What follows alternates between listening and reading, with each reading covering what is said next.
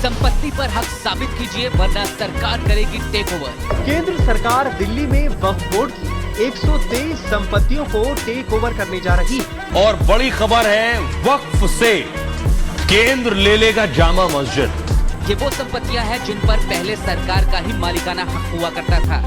केंद्रीय शहरी विकास मंत्रालय ने दिल्ली वक्फ बोर्ड की 123 संपत्तियों को वापस लेने के लिए नोटिस जारी किया है। दिल्ली की 123 लगभग वक्फ बोर्ड की जो प्रॉपर्टी है उसको केंद्र सरकार टेक ओवर करने की तैयारी में है। इस तरह से वक्फ बोर्ड के पास आज की तारीख में 8 लाख एकड़ से ज्यादा की जमीन हो चुकी है। केंद्र ने कहा है कि दिल्ली की जामा मस्जिद समेत कई मस्जिदों से वक्फ बोर्ड अपना कब्जा छोड़े। कि वक्फ बोर्ड को भंग करने की या फिर इसके मुकाबले सनातन बोर्ड बनाने की मांग आखिर क्यों उठती रही है? सभी 123 संपत्तियों के बाहर नोटिस चिपका दिए गए हैं। अब मोदी सरकार दिल्ली की महत्वपूर्ण 123 संपत्तियों को वापस लेगी। दिल्ली वक्फ बोर्ड की 123 संपत्तियां अब भारत सरकार अधिग्रहण करने जा रही है।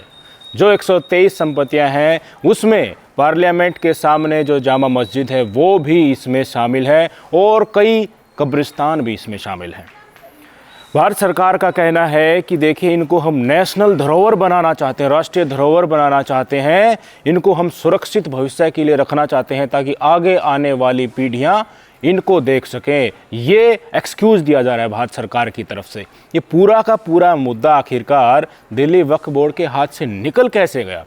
दिल्ली वक्फ बोर्ड ने अपना दावा ठोकने में क्या कमी रखी? और कोर्ट ने जिस तरह से, दिल्ली हाई कोर्ट ने आदेश दिया है 2 मेंबर की कमेटी को कि आप जाके सर्वे कर लीजिए किस तरह से आपको भविष्य में इसको संरक्षित करना है, जो आप चाहते हैं, जो आपने एक्सक्यूज़ दिया है उसके अंतर्गत। तो कहीं ना कहीं जो आम आदमी पार्टी के विधायक हैं, जो दिल्ली वक्फ बोर्ड के अध्यक्ष बताए जा रहे हैं, इसको वो सारे मामले को देखते हैं, उनकी तरफ से कोर्ट में कहीं ना कहीं दलीलें देना ना काफ़ी रहा। पूरी सारी चीज़ें हम आपको बताएंगे, ये पूरा मुद्दा वास्तव में कहाँ पर है और इसको ज़्यादा से ज़्यादा गोदी मीडिया के द्वारा हिंदू मुस्लिम का एंगल दिया जा रहा है, तुष्टीकरण तथा कथित हिंदू संगठनों को शांति पहुंचाने के लिए, कलेजे में ठंडक पहुंचाने के लिए कि देखिए अब तो वक्फ बोर्ड का भी इलाज होने लगा है। जिस तरह से उत्तराखंड वगैरह और हिमाचल प्रदेश में मज़ारों को तोड़ा जा रहा था और लगातार ये कहा जा रहा था कि ये वक्फ बोर्ड की साजिश है, ये वक्फ बोर्ड जो हमारी ज़मीन को जबरन कब्जाना चाहता है, कल को ये हमारे मंदिरों को भी कब्जा लेंगे और वहाँ पर मस्जिद थी इसका दावा ठोक देंगे। ये तमाम हिंदू खुश, जो हृदय खुश की जो राजनीति है हिंदू मुस्लिम की, उसको लेकर इसको वक्फ बोर्ड से जोड़ा जा रहा है। इसकी हर सच्चाई के बारे में हम आपको बताएंगे। वीडियो हम दिखा रहे हैं, एडवोकेट हैं शाहिद अली साहब, इन्होंने परमिशन दी है अपनी वीडियो चलाने के लिए हमारे चैनल पर। इनका हम लाख बार शुक्रिया अदा करते हैं। और इन्होंने एक एक चीज़ को लीगल तरीके से गहराई से समझाया है और हिंदू मुस्लिम का जो प्रोपेगेंडा बनाकर इस चीज़ को प्रदर्शित किया जा रहा है वो स्थिति क्या है, वास्तव में इस केस का वक्फ बोर्ड में कितना अधिकार अभी तक है और भारत सरकार का कितना दावा बनता है, ये सारी चीज़ें उन्होंने समझाई हैं। शांति से आप इस वीडियो को सुनिए, एक एक चीज़ आपको समझ में आ जाएगी और जो सनसनी फैल रही है वो सारे डाउट भी आपके क्लियर हो जाएंगे। शाहिद अली साहब की ये वीडियो सुनिए। चूँकि एक फिज़ा बनाई है भारत की मीडिया ने डराने की, ज़बरदस्त तरीके से डराने की, और वो डरा किस तरह से रहे हैं कि साहब 123 प्रॉपर्टियों को भारत की सरकार ने एक्वायर कर लिया है या भारत की सरकार ने ले लिया है। और इस काम में मेन स्ट्रीम मीडिया, जो so called main stream media है, वो भी इनका साथ दे रही है। टाइम्स ऑफ इंडिया ने भी और तमाम अखबारों ने भी इस तरह की खबरें निकाली हैं कि गवर्नमेंट ऑफ इंडिया 123 प्रॉपर्टियों को ले लिया है या ले रही है। अब इसकी जो शुरुआत है, ये जो एक शैतानी शुरू हुई, ये शैतानी कहाँ से शुरू हुई और किस तरह से ये सब चीज़ चल रही है। ये 123 वक्फ प्रॉपर्टियां हैं और वक्फ प्रॉपर्टियां हमेशा से थी। सबसे पहले तो जो ऑनरेबल सुप्रीम कोर्ट वक्फ प्रॉपर्टी के बारे में कहता है कि कौन सी प्रॉपर्टी को वक्फ प्रॉपर्टी माना जाएगा, मैं आपको वो बता दूं। जो प्रॉपर्टियों के लिए, जिन प्रॉपर्टियों के लिए जो आदमी मालिक है उसने अल्लाह सुब्हानहू ताला को ये प्रॉपर्टियां दे दी गिफ्ट कर दी और एक वक्फ डीड बन गई, वक्फनामा बन गया, वो प्रॉपर्टियां वक्फ होती हैं। वो कई तरीके से वक्फ होती हैं, वक्फ अलल औलाद होती हैं, वक्फ अल्लाह सुब्हानहू तआला होती हैं, उसके बहुत सारे तरीके हैं। कुछ प्रॉपर्टियां ऐसी होती हैं कि उनकी इंटेंशन से वक्फ करने की, लेकिन वो वक्फ डीड नहीं बनी, तो वहां पर उन्होंने कब्रिस्तान को दे दी, मस्जिद को दे दी, दरगाह को दे दी, खानकाह को दे दी, मदारिस को दे दी। तो वहां पर जब ये चीज़ें कायम हो जाती हैं, खानकाहें, दरगाहें, मस्जिदें, कब्रिस्तान, तो वो प्रॉपर्टियां भी वक्फ प्रॉपर्टी ही बन जाती हैं। ऑनरेबल सुप्रीम कोर्ट ने एक बार नहीं बहुत बार नंबर ऑफ जजमेंट्स में ये बात कही है, once a Waqf always a वक्फ। कोई प्रॉपर्टी अगर एक बार वक्फ हो गई, वहां पर कब्रिस्तान बन गया, मस्जिद बन गई, खानकाह बन गई, दरगाह बन गई, वो वक्फ रहेगी ता क़यामत। वक्फ प्रॉपर्टी का मालिक कोई मुसलमान नहीं होता, वक्फ प्रॉपर्टी का मालिक कोई सरकारें नहीं होती, वक्फ प्रॉपर्टी का मालिक वक्फ बोर्ड नहीं है, वक्फ प्रॉपर्टी का मालिक है अल्लाह सुब्हानहू तआला। वक्फ बोर्ड जो सरकार का एक इंस्टीट्यूशन है, सरकार की एक बॉडी है, सरकार की एक संस्था है, वक्फ बोर्ड उन वक्फ प्रॉपर्टियों को मैनेज और एडमिनिस्टर करने का काम करती है, दैट्स ऑल। तो लोगों के दिमाग में यह भी रहती है कि साहब वक्फ बोर्ड मालिक है, बल्कि कई बार तो ऑनरेबल कोर्ट्स भी जब चीज़ें बहस शुरू होती हैं, वो भी यहाँ से शुरू करती हैं, साहब वक्फ बोर्ड तो है इसकी मालिक, तो उनको भी बताया जाता है वक्फ बोर्ड मालिक नहीं है साहब, इसको तो अल्लाह सुब्हानहू तआला मालिक है। बहरहाल, तो वक्फ प्रॉपर्टियां जब ऑलवेज वक्फ रहेंगी, एक बार वक्फ होने के बाद, तो कोई भी प्रॉपर्टी जो वक्फ है वो हमेशा वक्फ ही रहेगी जब तक क़यामत है, तब तक के लिए, सिवाय उन प्रॉपर्टियों के जिन प्रॉपर्टियों को कुछ वक्फ के अहदेदारान गलत तरीके से, गैर कानूनी तरीके से खुर्द-बुर्द कर देते हैं। जैसे मुकेश अंबानी साहब को दे दी गई एक बहुत बड़ी प्रॉपर्टी, जैसे कि भारत की सरकार ने 70 साल में, पिछले 70 साल में अकेले दिल्ली में 300 वक्फ प्रॉपर्टियों को एक्वायर कर लिया, उस पर ही मैं बताऊंगा अभी। लेकिन कानून ये है, अगर आप उन प्रॉपर्टी को नहीं लड़ें, कानून को अपने हाथ में ना लें, कानून को साथ लेते हुए कानून के बताए हुए तरीके से लड़ें, तो कोई आपकी प्रॉपर्टी नहीं ले सकता। अब ये जो 123 प्रॉपर्टियां हैं, ये वक्फ प्रॉपर्टियां थी। भारत में जब आज़ाद हो गया देश, तो कांग्रेस की सरकार ने एक पॉलिटिक्स से, कांग्रेस की सरकार चलती थी, अपीजमेंट जिसको कहा जाता था, वो दिखाने के लिए कहते थे कि देखिए साहब मुसलमानों, तुम खतरे में हो, तुम्हें अगर हम तुम्हारे लिए ये नहीं करेंगे तो तुम बिल्कुल खत्म हो जाओगे, हम देखो तुम्हारे लिए कितना कुछ करना चाहते हैं। तो इन 123 प्रॉपर्टियों को भारत की सरकार ने एक्वायर करने की कोशिश की, या एक्वायर कर लिया, नोटिफिकेशन निकाल दिया कि साहब ये प्रॉपर्टी हमारी है। जब उनको ऑब्जेक्ट किया कि आप 123 प्रॉपर्टियों को आप नहीं ले सकते, यहां तो खानकाहें, दरगाहें हैं, मस्जिदें हैं, मदारिस हैं, और ये वक्फ प्रॉपर्टी हैं, यहां पर वक्फ में चढ़ी हुई भी हैं, तो आप कैसे ले सकते हो? तो अब ये अपीजमेंट की पॉलिटिक्स इन लोगों ने खेलनी शुरू करी, और ये वही कांग्रेस की सरकार थी जिसने मुसलमानों को पिछले 70 साल में, 75 साल में दलितों से निचले स्तर पर लेके आ गए। इन्होंने करा ये। उसके बाद में जब ये लड़ाई लंबी चली, इन्होंने मुसलमानों को दिया कुछ भी नहीं। अकेले दिल्ली में 56 ऐतिहासिक मस्जिदों में नमाज बंद करवा दी इन कांग्रेस वालों ने। वो मैंने बहुत बार बताया है, उसके एविडेंसेस भी दिए हैं, और मैंने ऑनरेबल हाई कोर्ट में पिटीशन भी लगाई, उस पर अल्हम्दुलिल्लाह ऑर्डर भी हमारे फेवर में हुए हैं। दूसरी पिटीशन एक लगाने की बात है, हम लगाएंगे। तो जब ये 123 प्रॉपर्टियों पे जब मामला ज्यादा बढ़ा, तो कांग्रेस की सरकार ने बर्नी कमेटी रिपोर्ट बनाई, बर्नी कमेटी बनाई। बर्नी कमेटी ने रिपोर्ट देनी थी इस बात की कि ये प्रॉपर्टियां क्या वक्फ प्रॉपर्टियां हैं, ये प्रॉपर्टियां भारत की सरकार की प्रॉपर्टियां हैं, क्योंकि कोई नोटिफिकेशन भारत के पास भी नहीं था, भारत की सरकार के पास भी नहीं था, वक्फ प्रॉपर्टियां हैं। 1911 को ये लोग कोट करते हैं कि साहब 1911 में प्रॉपर्टियां वक्फ प्रॉपर्टियां नहीं थी, तो इसलिए वक्फ नहीं मानेंगे। बर्नी कमेटी ने इस पर एक इंक्वायरी करी, और बहुत ज़बरदस्त तरीके से इंक्वायरी हुई, बहुत बड़ी इंक्वायरी हुई। तमाम एविडेंस को बर्नी कमेटी सामने लेके आई। तमाम एविडेंसेस को लाने के बाद, खंगालने के बाद, तमाम रिकॉर्ड्स को देखने के बाद बर्नी कमेटी ने ये हेल्ड किया कि ये प्रॉपर्टियां वक्फ प्रॉपर्टियां हैं, इसलिए गवर्नमेंट से कहा कि ये प्रॉपर्टियां आप वक्फ बोर्ड को दे दीजिए वापस, क्योंकि ये वक्फ प्रॉपर्टियां आप ले नहीं सकते इनको। अच्छा, कब्जा वक्फ बोर्ड के पास तब भी था इन प्रॉपर्टियों का। जब ये बर्नी कमेटी की रिकमेंडेशन आ गई तो इस बर्नी कमेटी की रिकमेंडेशन को इन कांग्रेस वालों ने, जो इनकी गरम टीम है, गरम दल समझ के होंगे, उससे इन्होंने एक पिटीशन फाइल करवाई कि साहब बर्नी कमेटी की जो रिकमेंडेशन है वो गलत हैं, इनको रद्द किया जाए। ऑनरेबल कोर्ट ने, ऑनरेबल हाई कोर्ट ने वो जो ट्रांसफर होनी थी, राइट्स यानी ऑनरशिप जो ट्रांसफर की बात थी, उसको रोक दिया कि साहब इस पिटीशन को सुनेंगे तब तक ये ट्रांसफर नहीं होगी, लेकिन पोजेशन इसका मेंटेन रहेगा, जिसके बाद जैसा पोजीशन वो रहेगा। 1984 में ये ऑर्डर हो गया। उसके बाद में जब ये चीज चलती रही, फिर गवर्नमेंट ने इसको प्रॉपर्टियों को लेने की कोशिश करी, नहीं ले पा रहे थे।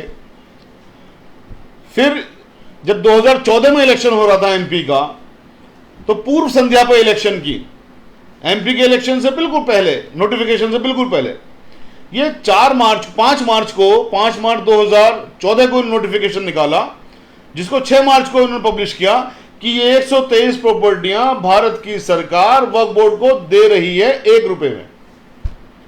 भाई खैरात कर रहे थे क्या आप? ज़कात दे रहे थे क्या? हमारी प्रॉपर्टियां थी ना, आपने जो वो लगा दिया 1 रुपए में दे रही है, और आपने ये कह दिया कि ये भारत सरकार की प्रॉपर्टियां हैं, तो उस गरम दल को फिर मौका मिल गया।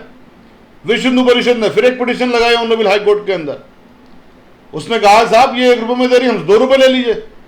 और ये पूर्व संध्या पर दिया हुआ नोटिफिकेशन है, ये लोगों को, ये वोटर्स को लुभाने के लिए है। और हकीकत बात ये, कांग्रेस की इंटेंशन अगर ऐसी होती देने की, तो ये इशू ही क्रिएट नहीं होता। वक्त की प्रॉपर्टियों को आप ले करके, हड़प करके, और फिर कहते हो हम आपको दे रहे हैं। तो बहरहाल हम उससे आगे बढ़ते हैं।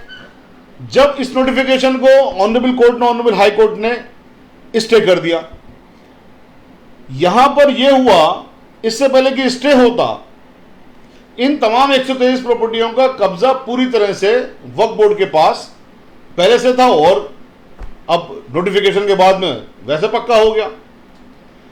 तो इसमें स्टे ये हुआ कि साहब इस नोटिफिकेशन पे अमल नहीं होगा और इनका कब्जा भी बरकरार रखा जाएगा, जिसके बाद जैसा कब्जा है वैसा ही रहेगा। यानी कि वक्फ बोर्ड के पास कब्जा रहेगा। जो स्टे आज तक भी चल रहा है, वो स्टे कभी वैकेट नहीं हुआ है। तो ये जो दिमाग में लोग डालते हैं कि साहब वक्फ बोर्ड का राइट खत्म हो गया, प्रॉपर्टी वक्फ बोर्ड का चूंकि राइट खत्म हो गया, इसने वक्फ प्रॉपर्टियां सरकार की हो गई। मैंने जैसे बताया, वक्फ बोर्ड वक्फ प्रॉपर्टियों का मालिक नहीं है। वक्फ बोर्ड सिर्फ केयर टेकर है, वक्फ बोर्ड सिर्फ एडमिनिस्ट्रेटर है इन प्रॉपर्टियों का। इन प्रॉपर्टियों का मालिक है हर मुसलमान भारत का। इन प्रॉपर्टियों का मालिक हमारे भारत के संविधान, भारत के कॉन्स्टिट्यूशन के मुताबिक मैं बात कर रहा हूं। मैं कोई जज्बाती बात नहीं कर रहा हूं, ना मैं जज्बाती बातें करता हूं। तो अब जब ये हो गया, तो यहां पर फिर भारतीय जनता पार्टी की सरकार आई। अब तो चूंकि गरम दल वाले भारतीय जनता पार्टी की सरकार को चला रहे हैं, विश्व हिंदू परिषद तो क्लेम करते हैं हम चलाते हैं सरकार को, तो इन्होंने यहां पर एक दूसरी कमेटी बनवाई, जिसको कहा था 1 मेंबर कमेटी। तो भारत सरकार ने नोटिफिकेशन निकाला 1 मेंबर कमेटी का। तो अब यहां पर 1 मेंबर कमेटी बनाई गई। इस 1 मेंबर कमेटी ने भी यही हेल्ड किया, यही होल्ड किया कि ये वक्फ प्रॉपर्टियां हैं, इसलिए वक्फ बोर्ड के पास ही रहनी चाहिए। जब इन्होंने देखा कि ये वक्फ मेंबर कमेटी भी यही रिकमेंडेशन करने जा रही है, इससे पहले कि इसकी रिकमेंडेशन पब्लिश होती, इन्होंने एक आनंद फानंद में 2 मेंबर कमेटी बना दी।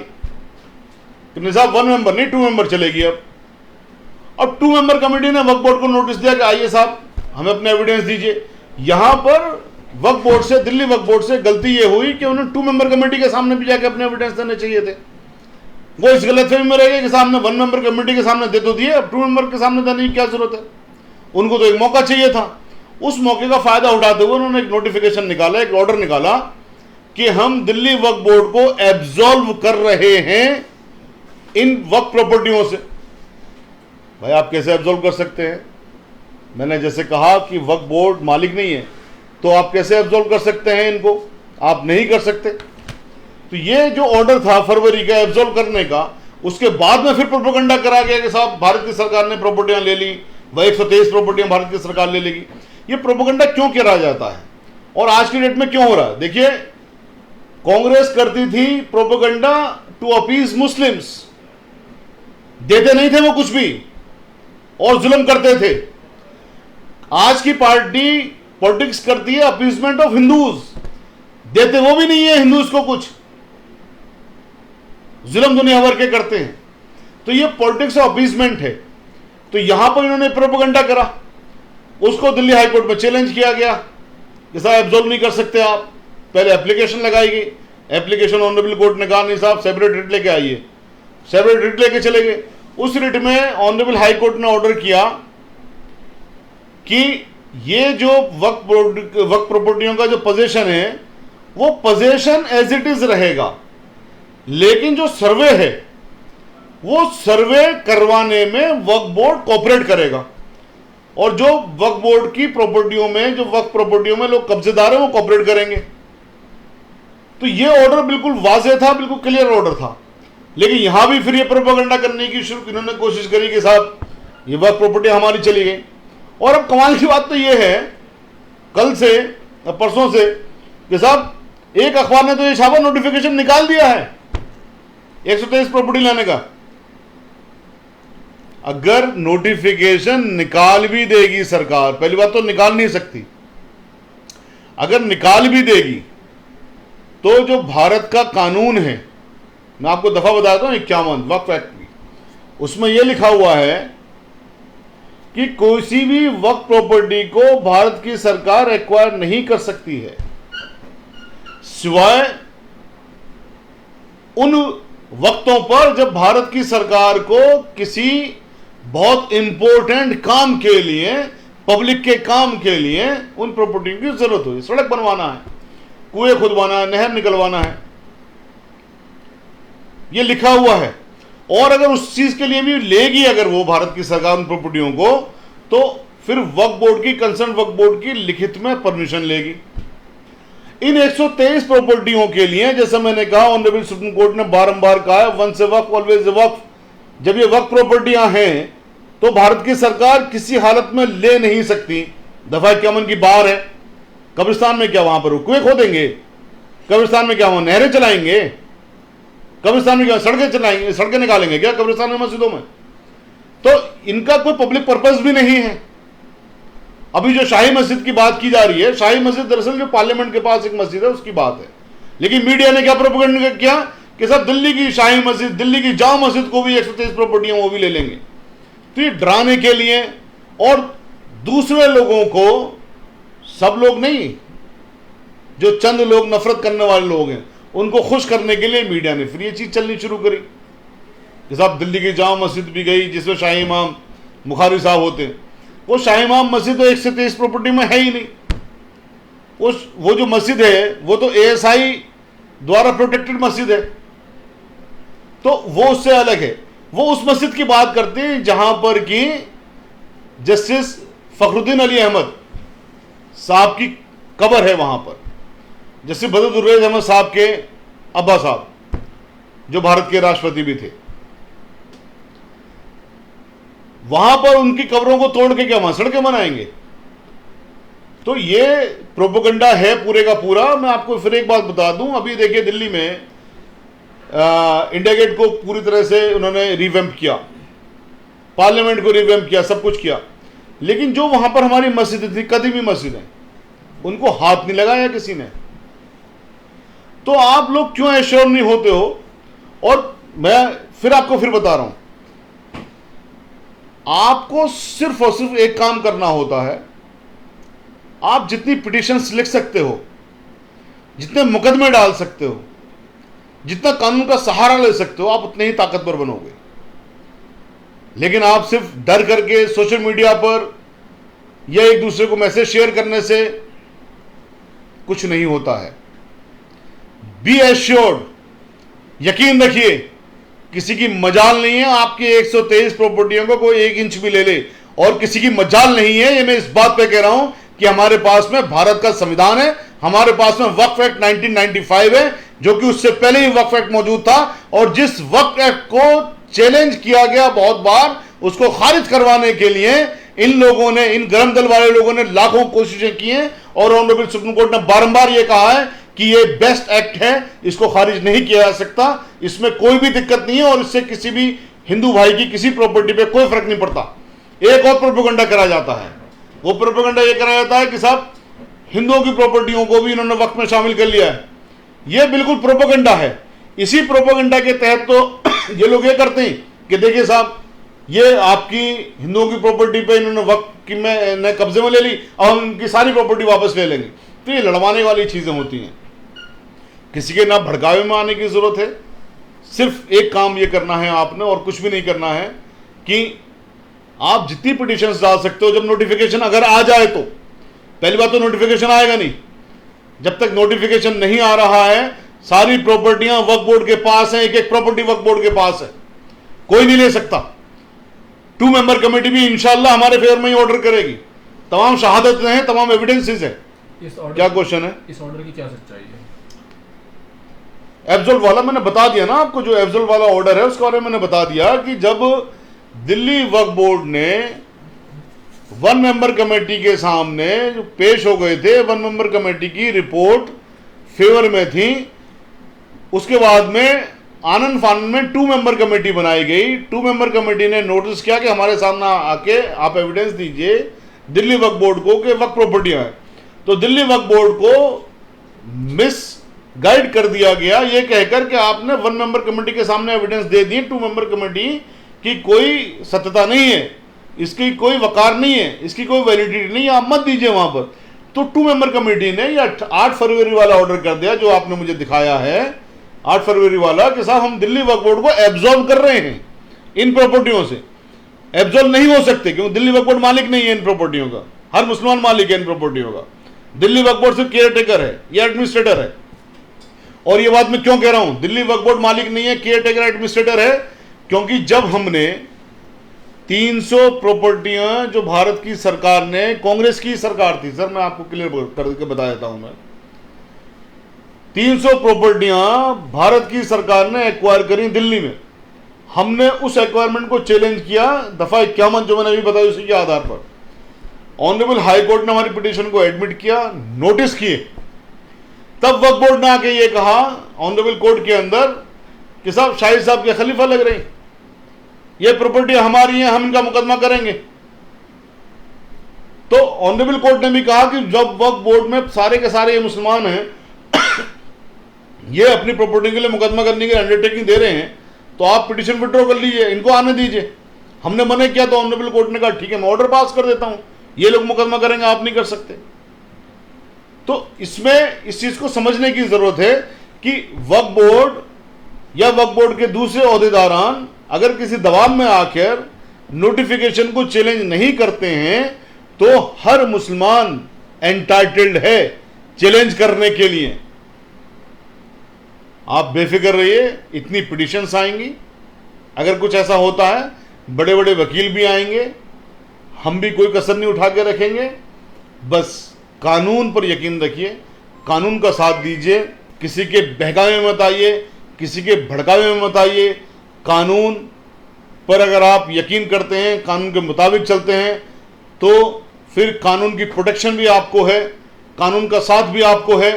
और सच कभी हारता नहीं है, सच विचलित तो हो सकता है लेकिन हार नहीं सकता, ये यकीन है। जिस तरह सच नहीं हार सकता, और चूंकि 123 प्रॉपर्टियां वक्फ प्रॉपर्टियां हैं, वक्फ प्रॉपर्टियां थी और ता-क़यामत वक्फ प्रॉपर्टियां ही रहेंगी, इसलिए इंशाअल्लाह हमें यकीन है कि हमारा ये सच भी नहीं हारेगा और ये 123 प्रॉपर्टियां हमें मिलकर रहेंगी इंशाअल्लाह। शुक्रिया।